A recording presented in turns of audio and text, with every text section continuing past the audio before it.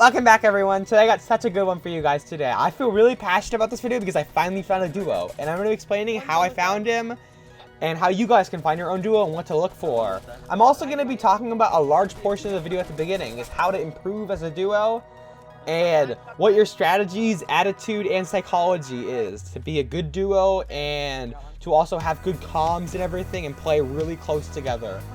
There's a lot of things that are very small details that you might think are simple that you just might not think apply to you, but maybe they do, and maybe that can get you thinking or make some big improvement in your choice.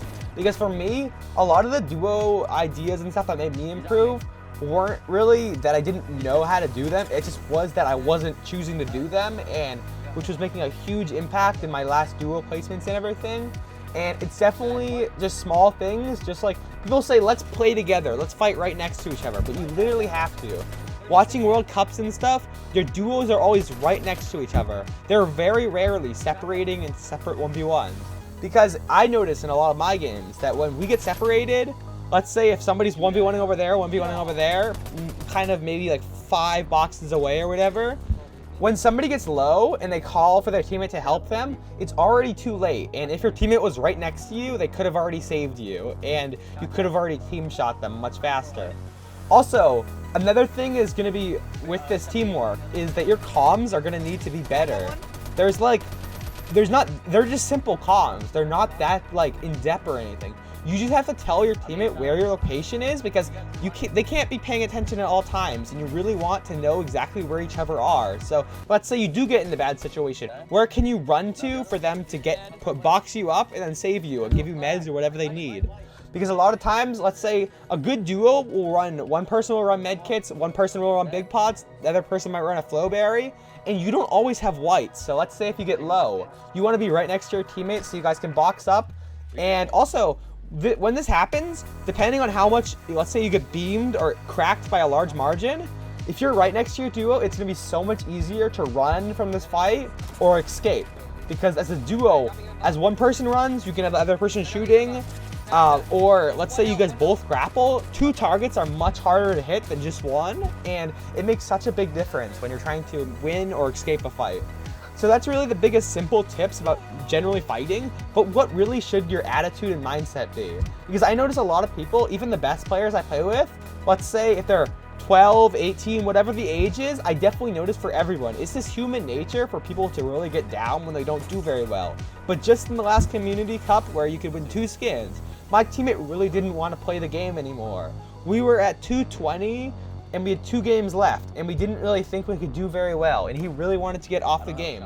But I decided that I would kind of hype him up, because as a duo, I think that's the best thing you can do. If you guys are kind of glazing each other at all times, like it might sound silly, but when everyone thinks they're great at the game, people play so much better, and your guys' confidence will improve so much, and just your fights in general, as a team, if you guys are supporting each other and really being nice to each other, you guys are going to play better, and you're not going to get angry at them or blame them, because you make mistakes, we make mistakes, everyone makes mistakes, and it's just how it runs. And if you really want to be the best duo possible, you can't be hung up on things that happened in the past or be negative.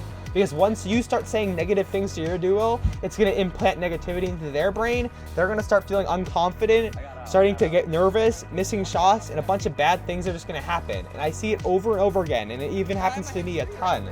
So that's why me and my duo have been really focusing on positive teamwork. And when my teammate really wanted to leave that game, we got in the call and we just started chanting. We said some Nick A30 stuff and some cringe stuff like never back down, never give up and stuff like that, but it really does hype the mood up, and you can kind of save a bad day, because a lot of the game is really just mindset as a duo. Because if you guys, when you guys are feeling amazing, let's say you're playing well, just your attitude in general is going to keep spiraling up and up, and because it kind of cycles, because when both people are playing, it kind of gains more and more. It double stacks because you guys are just feeling so good. And when you guys feel good, you play good. So you're going to make smarter decisions, you're going to hit more shots, you're going to do everything much better, because you guys are going to be locked in together, and you're really going to feel like it's a team effort. And let's say an example of somebody on a basketball team, or if you're in a war or something, when your boys are next to you, fighting with you and doing their most possible, putting all their effort in, really feeling passionate about what they're playing, everyone plays so well, and it really just it all comes together to have the best experience ever, and some of the best duo cups and most fun times I've had on Fortnite has been with my new duo. Because when we're really collaborating, it is just like the most fun thing ever. It's like having a best friend or something with you. It's so great, and I really wish people didn't get so down. Even with randoms and stuff, you should always be hopeful, because nothing good can happen if you think badly. Some big things can happen that save games. Like, you can win a game with 100 points or something and completely come back and qual. Like, let's say, so that game we played, that we were at 260 or whatever, we came back and we were at 299 at our second to last game. And that brought us 35 points away from qual.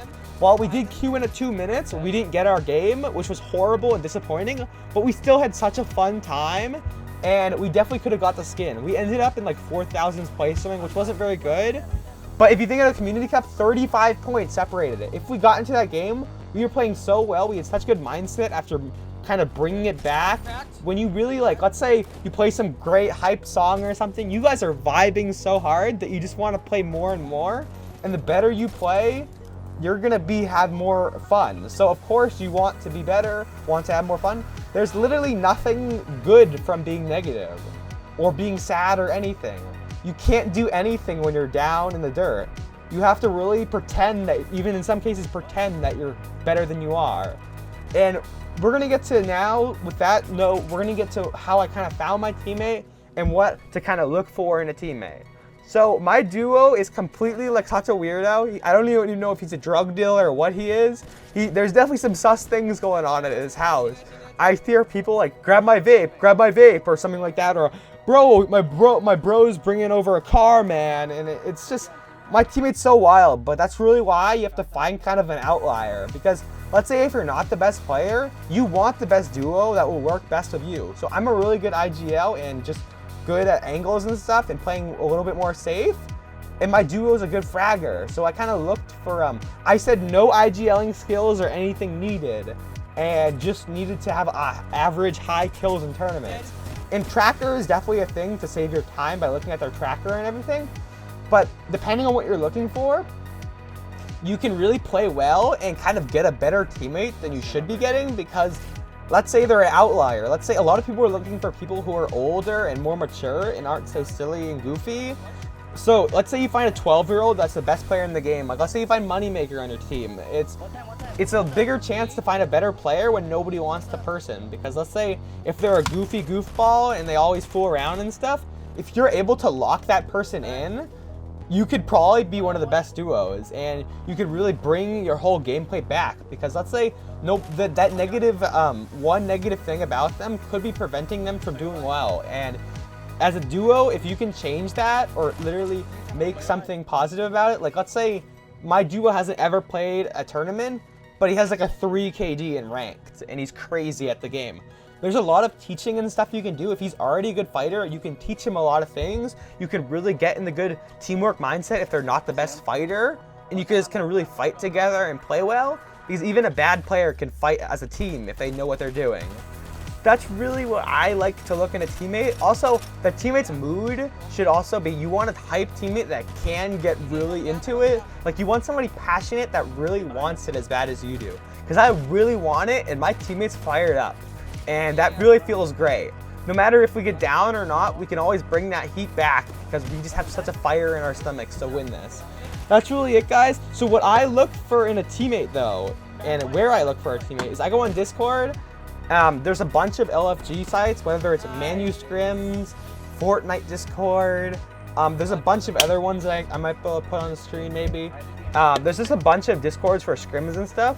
That, let's say you apply for, like, you join like 6 of them. You just copy and paste what you're looking for into each Discord, and you'll get like 2 to 4 messages probably in like less than a minute. And then after that, if you want to narrow it down, if you're getting too many messages, you ask for their tracker and you see their stats and you see if they're looking what you're looking for. There is a lot of scammers out there, I do have to say. There's a lot of people that have never played tournaments that are like, yeah, I've been top 1,000 or something crazy, and they're like, oh yeah, that was my alt account. That was my alt account. But it's just, you have to really find the legitimate people. Maybe you might have to 1v1 them just to see if they're as good as you or anything. I do say 1v1s can be risky because some people are really good at creative and some people are terrible at in-game. but it completely depends. I've just worked out to find really good teammates, so I hope you guys do, and I really mean if you guys stuck around here and left a like and subscribe. So thank you guys. I really guys hope you guys have an amazing day and you get some really good luck as well. So have a good night, everyone. Goodbye.